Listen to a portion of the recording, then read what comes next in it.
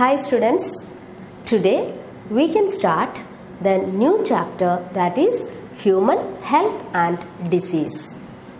You all know what is actually health. According to World Health Organization, health is a state of complete physical, mental and social well-being. It is not merely the absence of disease. If a person is free of disease, we cannot say that he is completely healthy.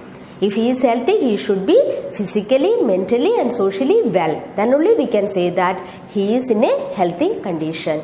Okay? And there are certain factors which affect the health.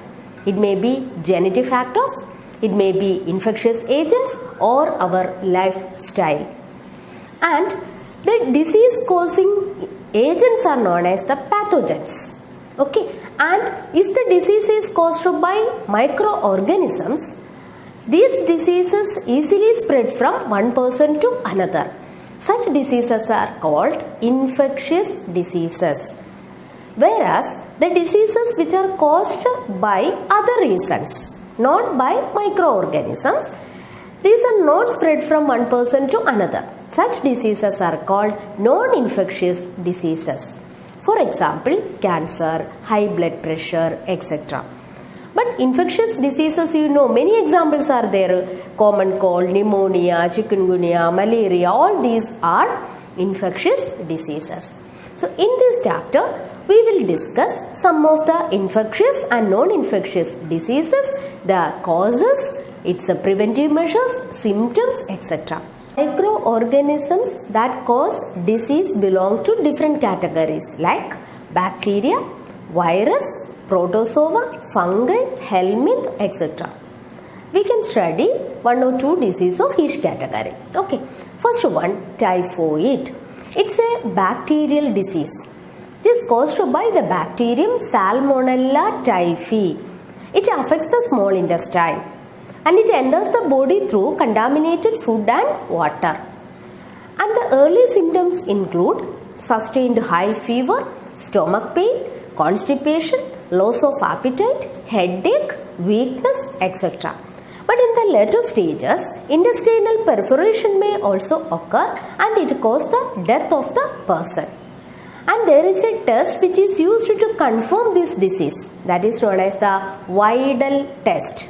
Okay, so typhoid is a bacterial disease caused by Salmonella typhi. Another bacterial disease is pneumonia. It is caused by Streptococcus pneumoniae or Haemophilus influenzae.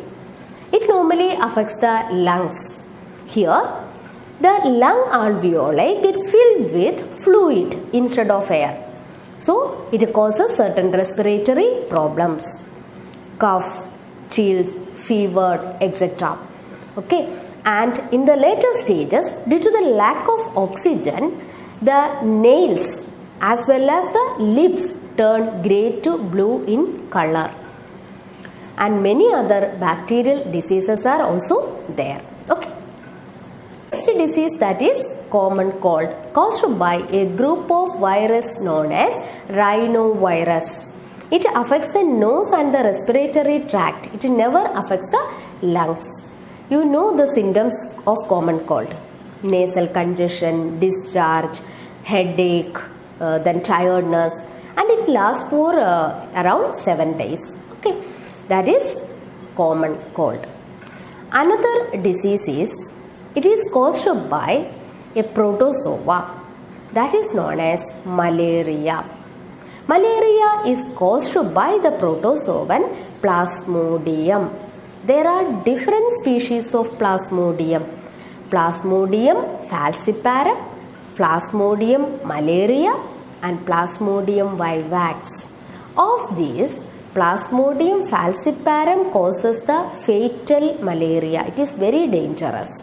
Okay, and this malarial parasite, that is Plasmodium, needs two hosts to complete its life cycle. One human being and the other one female Anopheles mosquito. So we can call it as a digenetic parasite because it needs two hosts to complete its life cycle. Okay. And when a female Anopheles mosquito bites a human being, the Plasmodium parasite enters the body of the human. And this parasite is in the form of sporozoite, that is an infectious part. Okay, sporozoite, it enters inside the human body. It directly goes to the liver cell, where it undergoes multiplication. It undergoes asexual reproduction and increase its number, and it comes out and it affects the RBC. There it ruptures the RBC. Along with that, a poisonous substance is released. That is known as hemozoin. This hemozoin results in the high chill and fever. Okay, and after that, in the RBC itself, it forms gametocyte stage. Male and female gametes are formed. Okay, when a female Anopheles mosquito sucks the blood of such an infected person, these gametes enter the body of the female Anopheles mosquito along with the blood meal. Okay, now male and female gametes are there. So when it reaches the mosquito's gut, the male and female gametes fuse together. That means fertilization takes place. Where? In the mosquito's gut. Okay, and now it undergoes further development. Again it becomes the infectious stage, that is sporozoite. These sporozoites are stored in the salivary glands of mosquito. And when this mosquito bites a healthy person, this sporozoite enters in the human body. In this way, it cyclically transmits. Okay, so it needs two hosts to complete the life cycle, human and female Anopheles mosquito. That is the case of malaria. Another protozoan disease is amoebiasis or amoebic dysentery. It is caused by Entamoeba histolytica. It is an intestinal disorder. So the main symptoms include stomach pain, constipation, stool with excess mucus and blood, muscular cramps, etc. Houseflies are generally carry these infectious agents from one person to another.